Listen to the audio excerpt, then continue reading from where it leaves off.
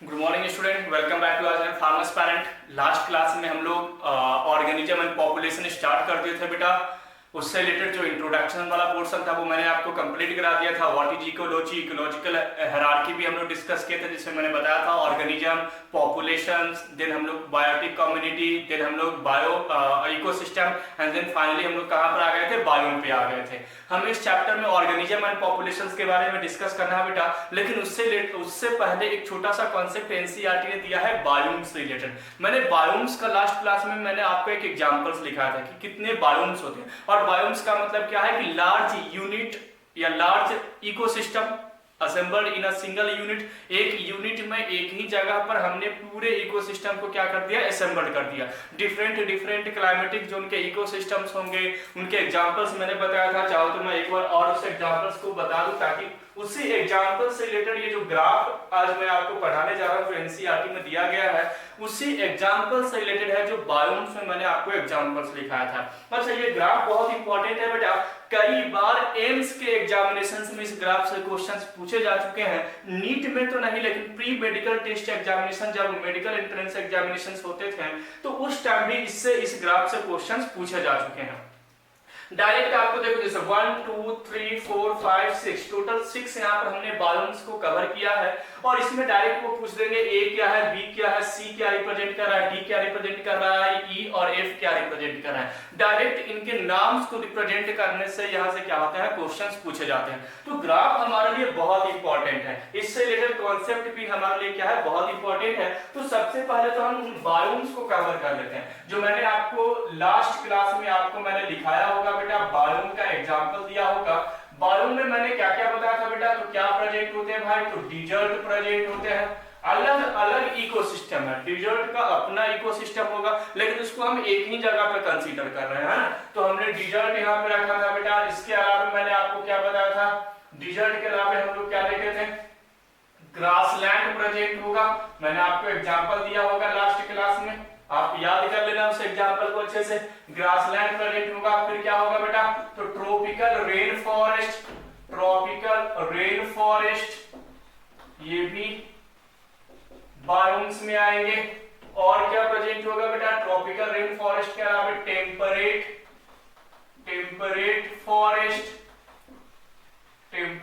Forest, Tega present होगा।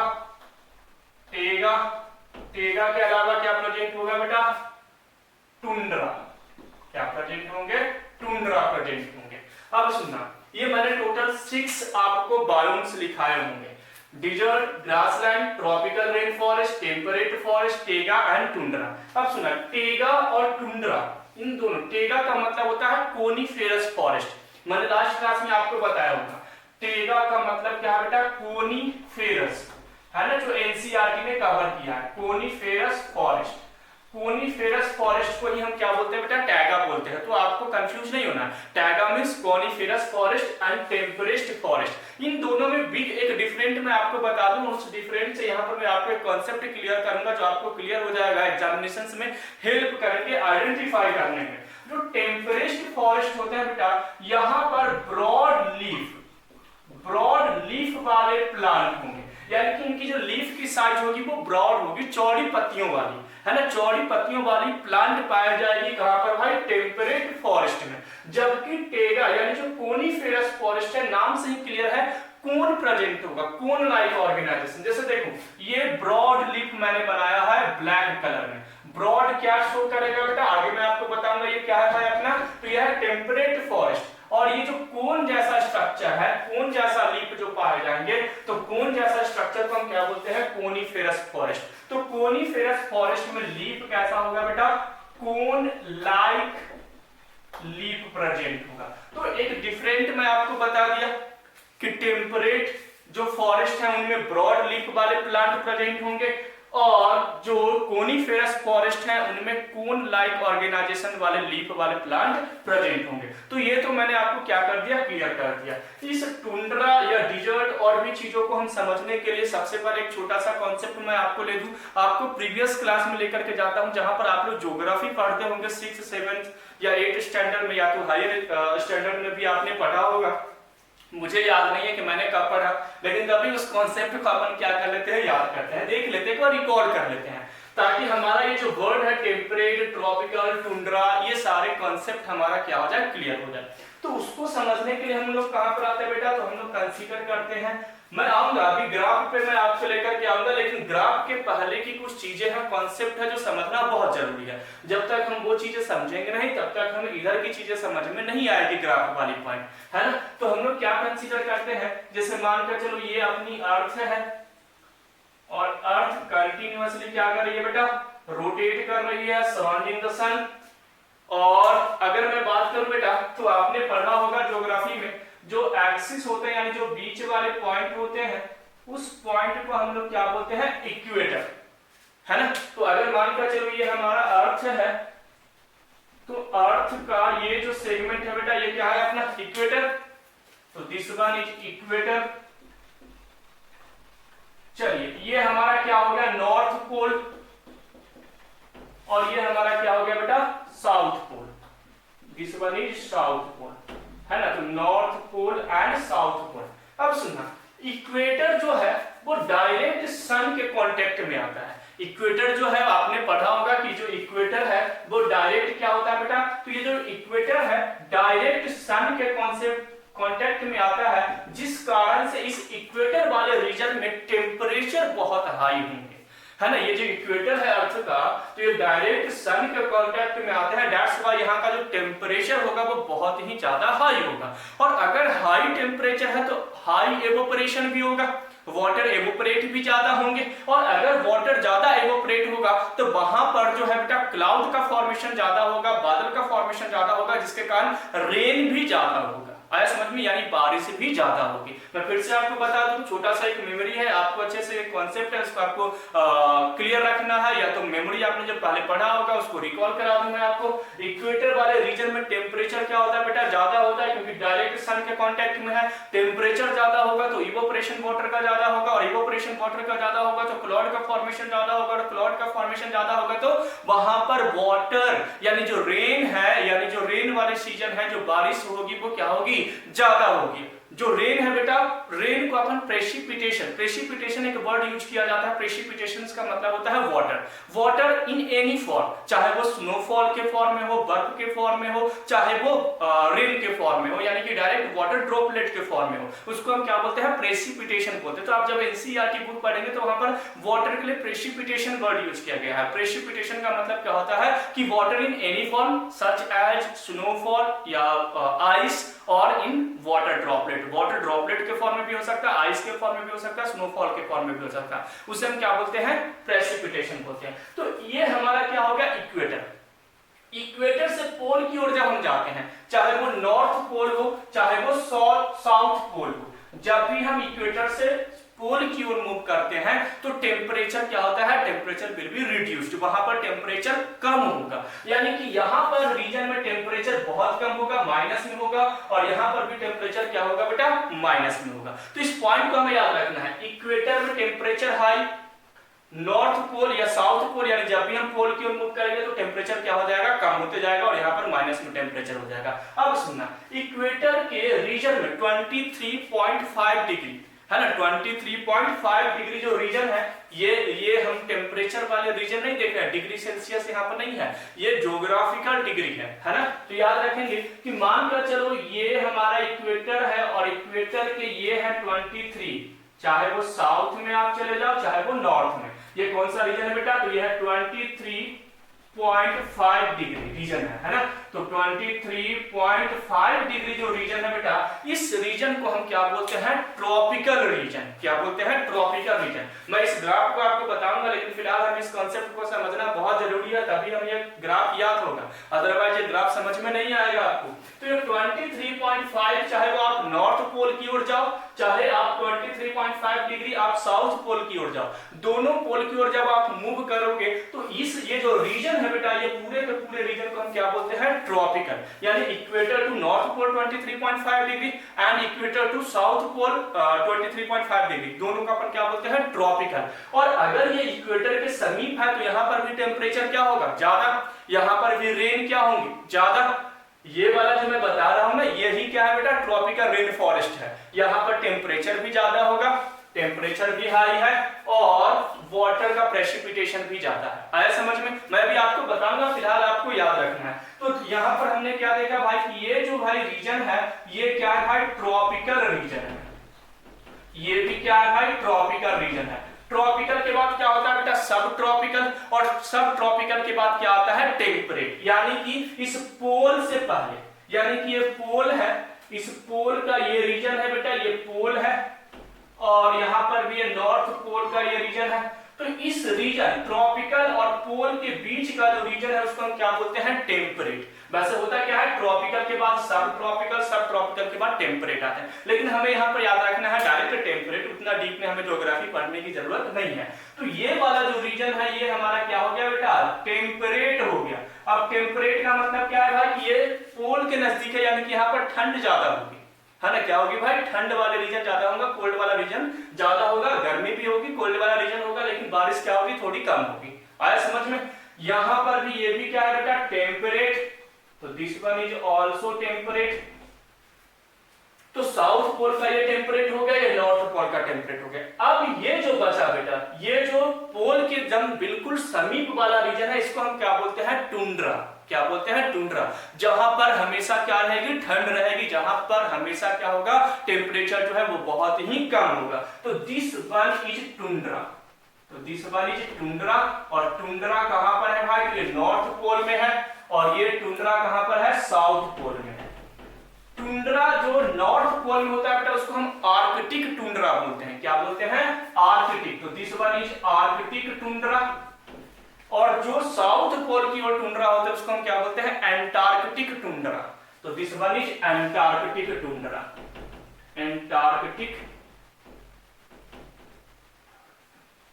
Antarctic tundra. तो देखिए यहां पर क्या क्या हमने देख ली कि इक्वेटर के जो 23.5 डिग्री रेडियस में जो भी चीजें आ रही है वो सभी के सभी ट्रॉपिकल के ऊपर टेम्परेट, और टेम्परेट के ऊपर क्या है बेटा, टुंड्रा।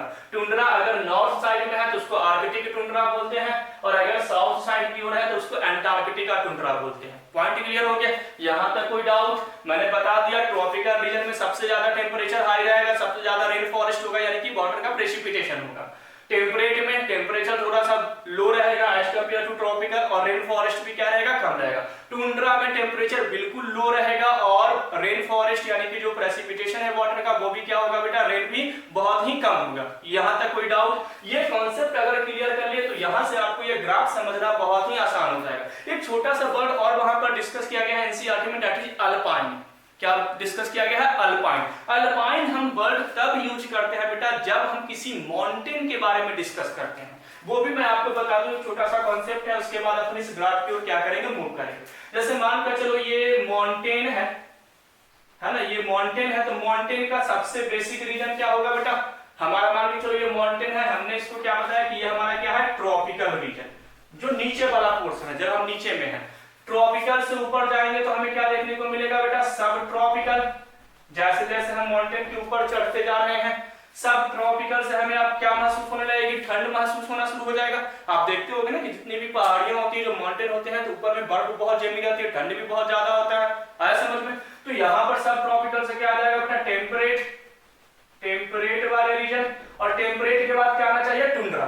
तो टुंड्रा को यहाँ पर माउंटेन के केस में क्या बोलते हैं, अल्पाइन।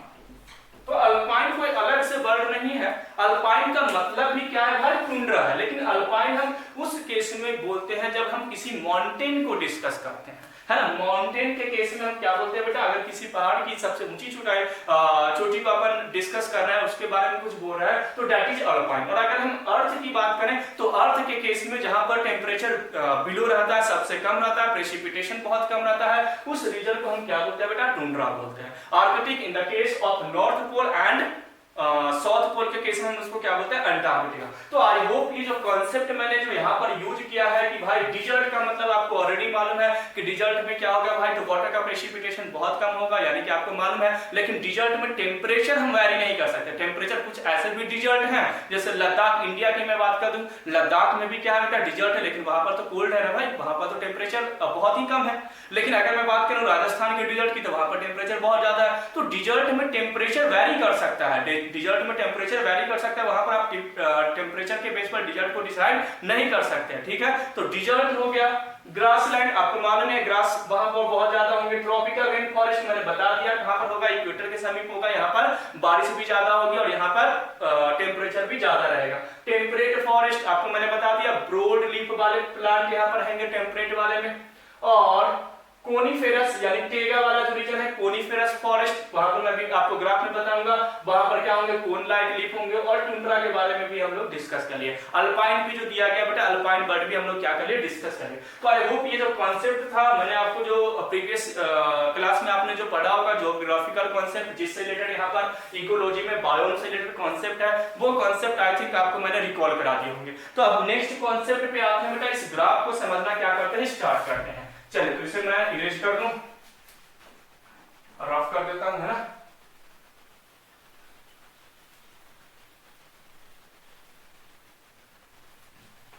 चलिए अब इस ग्राफ को समझते हैं।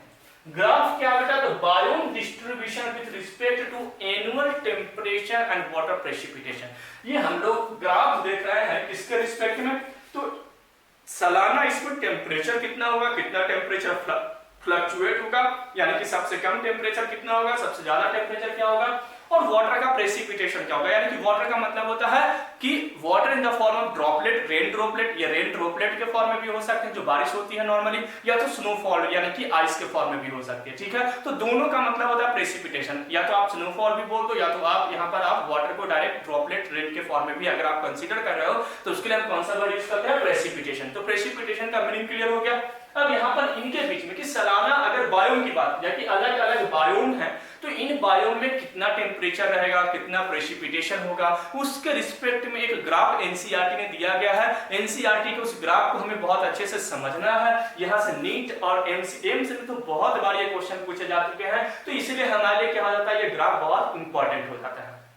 चलिए तो यहाँ पर दो है बेटा, X axis and Y axis. X axis पे क्या है भाई, तो mean annual precipitation in centimetre, यानी बारिश कितना होगा, चाहे वो स्नोफॉल कितना होगा, चाहे वो बारिश कितना होगा, कितना सेंटीमीटर होगा, तो 50 to 450 सेंटीमीटर के रेंज में रखा गया है कि लगभग सालाना 450 डिग्री सेल्सियस 450 सेंटीमीटर वो बारिश हो सकती है, या स्नोफॉल हो सकती है, या तो जीरो भी हो सकती है ना, जीरो से लेकर के 450 यहाँ पर कंसीडर किया गया। और सेकंड में है मीन एनुअल टेम्परेचर, यानी कि -15 डिग्री टेम्परेचर आ सकता है, या तो +30 भी जा सकता है, 30 के ऊपर भी यहाँ पर टेम्परेचर हो सकते हैं। तो इनके दोनों के बीच में क्या दिया गया है कि ग्राफ दिया गया है, और अलग अलग बायोम को वहां पर क्या किया गया है, डिस्कस। जैसे एक ये बायोम है, second, this one is third, fourth, fifth and six.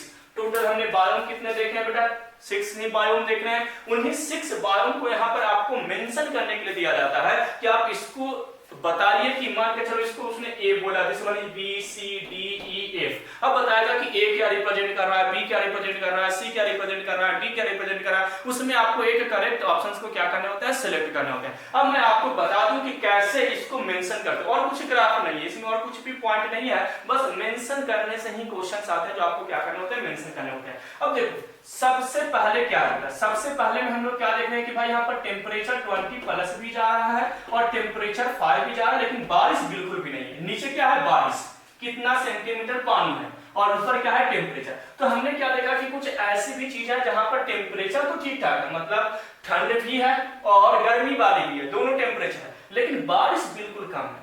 तो वो आपको 100% आपके माइंड में आ जाएगा कि भाई ये रीजन तो डिजर्ट का ही होगा। डिजर्ट वाले रीजन में पानी बहुत ही कम होती है, बारिश बहुत ही कम होती है, स्नोफॉल बहुत ही कम होता है। आया समझ में? तो चलिए यहाँ पर ये हमें क्लियर हो गया कि भाई ये जो है, ये तो हमारा, जैसे मान के चलो मैंने ए यहाँ पर बता दिया है ना, this one is A, this one is B, क्योंकि नाम अपन रखेंगे तो यहाँ पर हो सकता है कंफ्यूजन हो सकती है, D, this one is C, this one is D, E and F, है ना। तो हमें क्या मालूम हो गया भाई कि जो ए है वो क्या है बेटा, तो ए तो हमारा क्या हो गया, डिजर्ट हो गया।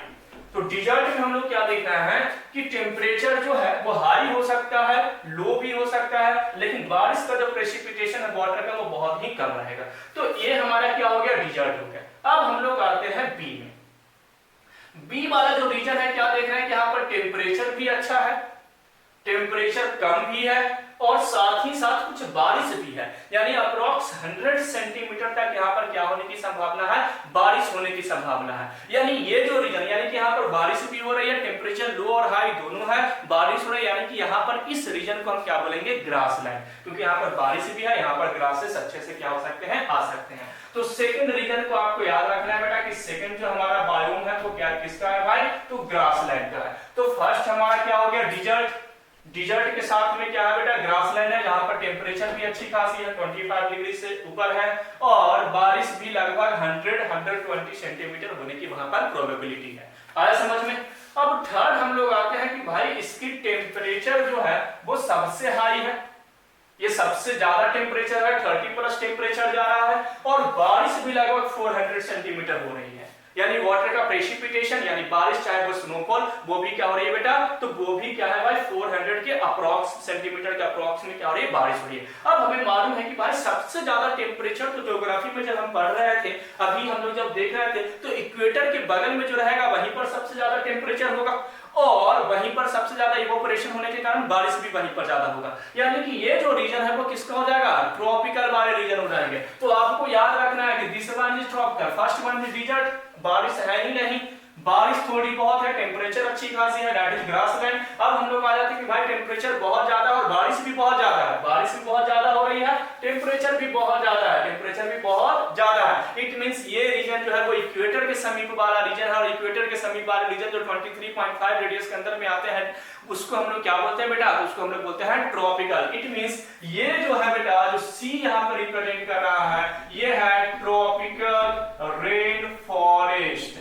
क्या है बेटा, ट्रॉपिकल रेन फॉरेस्ट, यानी कि यहाँ पर टेम्परेचर अप्रॉक्स क्या होगा, तो 350 to 400 सेंटीमीटर यहाँ पर टेम्परेचर, एनुअल टेम्परेचर हो सकते हैं। पॉइंट क्लियर है। और यहाँ पर जो बारिश जो है बेटा, है ना, यानी जो हमारा प्रेसिपिटेशन है वो क्या हो सकता है, 350 to 400 सेंटीमीटर हो सकता है एनुअल, और जो हमारा टेम्परेचर है वो 30+ वहां पर क्या हो सकते हैं, जा सकते हैं। तो ये तो हमारा हो गया थर्ड। अब हम लोग आते हैं फोर्थ। अब फोर्थ में मैंने क्या बताया कि भाई ये ब्रॉड लीफ है, क्या है भाई, ब्रॉड है, और ब्रॉड लीफ के लिए हमने कौन सा वर्ड यूज किया है, ये तो टेम्परेट वाला रीजन होगा, ट्रॉपिकल के बगल में है, बारिश भी है अच्छी खासी है, 250 सेंटीमीटर तक बारिश भी हो रही है और टेम्परेचर भी अच्छी खासी है भाई, 25 ऊपर यहाँ पर टेम्परेचर भी देखने को मिल रहा है। इट मींस ये क्या हो जाएगा, तो ये रीजन जो हो जाएगा ये ट्रॉपिकल वाले रीजन के बगल वाले यानी कि टेम्परेट रीजन आ जाएगा। और टेम्परेट में भी मैंने दो तरह के आपको बताया बेटा कि टेम्परेट में हमें क्या देखना है, फॉरेस्ट क्या है, तो एक होगा ब्रॉड लीफ वाले, ये ब्रॉड दिख रहा है, ब्रॉड लीफ के लिए हमें कौन सा वर्ड यूज किया, टेम्परेट। आपको मैं रिकॉग्नाइज करने के लिए बता रहा हूं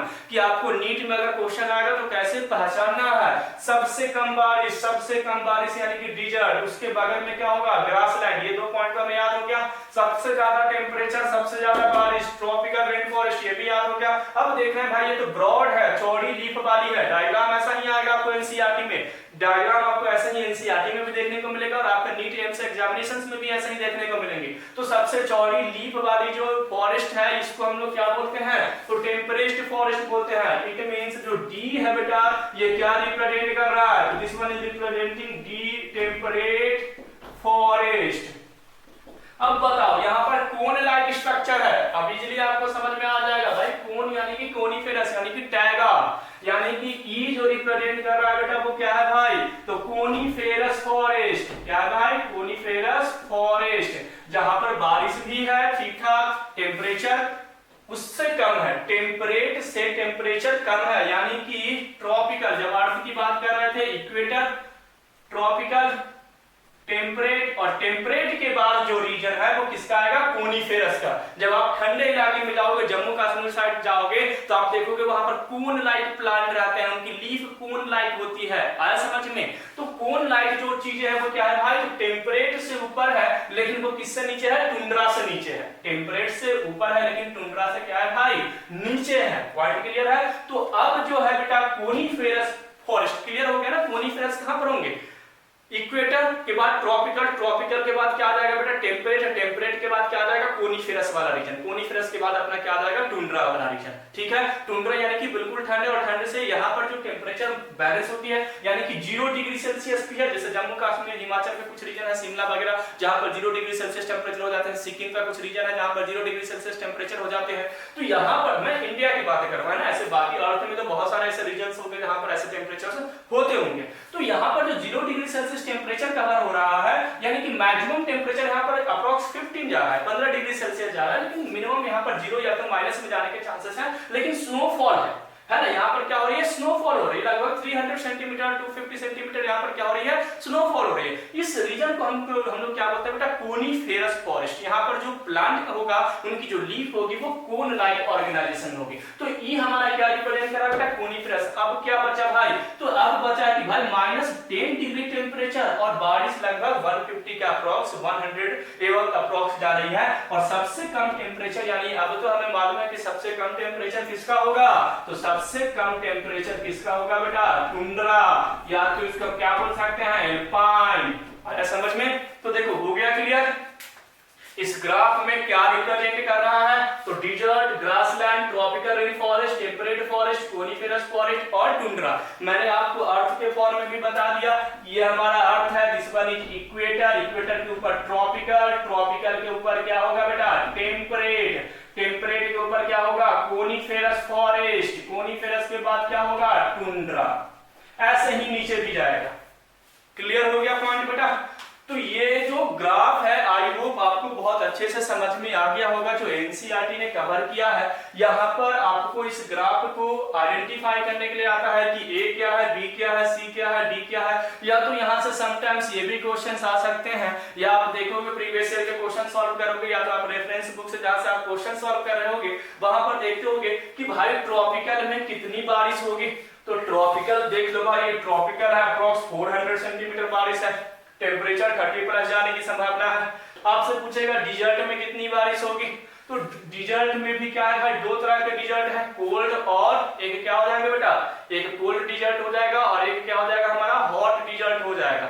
जैसे कि सहारा जो है वो क्या है भाई, हॉट डिजर्ट में है। तिब्बत और गोबी क्या आता है, कोल्ड में आता है। तिब्बत और गोबी का जो डिजर्ट है बेटा वो क्या है, कोल्ड डिजर्ट में आता है, जबकि सहारा क्या है भाई, तो वो अपना हॉट में आ जाता है। तो देखो यहाँ पर जो डिजर्ट है इसमें टेम्परेचर ज्यादा होगा और बारिश बहुत ही कम होगी। लेकिन अगर मैं बात करूं तो देखो हॉट में बारिश बहुत ही कम है, हॉट का ये रेडियस आ रहा है यहाँ पर। लेकिन जब हम कोल्ड की ओर जा रहे हैं डिजर्ट में, तो कोल्ड में थोड़ा सा बारिश होने की प्रोबेबिलिटी है, किसके कंपेयर में, हॉट के कंपेयर में। तो यहाँ पर बारिश थोड़ा सा हो सकता है। ये सब कॉन्सेप्ट आपको याद रखना है। अगर आपको ग्राफ याद है तो वहां से क्वेश्चन सॉल्व हो जाएगा। आपसे पूछेगा कोनिफेरस में वाटर प्रेसिपिटेशन का रेंज क्या है भाई, तो वाटर प्रेसिपिटेशन अबाउट 252 या 200 एवं वहां पर क्या हो सकता है। ऐसे ही आपको और भी पूछ सकता है बेटा, जैसे मान के चलो यहाँ पर आपसे पूछा जाएगा कि टेम्परेट में बारिश का क्या है, तो वहां पर भी आपको। तो ये चीजें जो है, ये जो ग्राफ है बहुत इंपॉर्टेंट है हमारे लिए। इस ग्राफ से आपको 12th बोर्ड में भी आपको बायोम्स को रिप्रेजेंट करने के लिए बहुत अच्छे मार्क्स मिल सकते हैं, अगर आप अच्छे से ग्राफ को रिप्रेजेंट करोगे। और बायोम से रिलेटेड जो कॉन्सेप्ट है वो हम लोग आज क्या कर लिए, कंप्लीट कर लिए। ग्राफ को हमने बहुत अच्छे से कंप्लीट कर लिए। नेक्स्ट क्लास में बायो